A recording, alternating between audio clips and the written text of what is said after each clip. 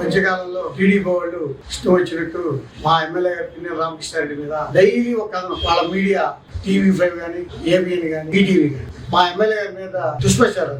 వాళ్ళు తెలుగుదేశం పార్టీ అభ్యర్థి జోలకండి బ్రహ్మానంద గారు, ఆయన గతంలో వాళ్ళ అమ్మగారు ఎమ్మెల్యే చేశారు. ఆ రోజున 7 మర్డర్లు చేశారు. అది అందరికీ తెలుసు. ఆ రోజుల్లో అప్పుడు తెలుగుదేశం పార్టీ బ్రహ్మానంద గారు సస్పెండ్ కూడా చేశారు.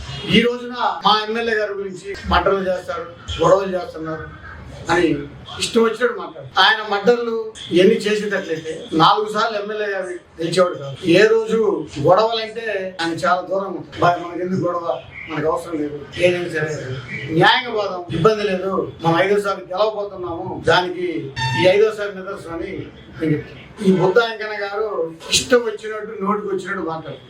కామని కేసులు ఉన్నది ఆయనకు ఒక నిక్నేమ్ ఉంది, కొబ్బరి చెప్పలేదు, చేసేదే ఆ పని. ఆయన మా ఎమ్మెల్యే గారిని విమర్శించడం కరెక్ట్ కాదు.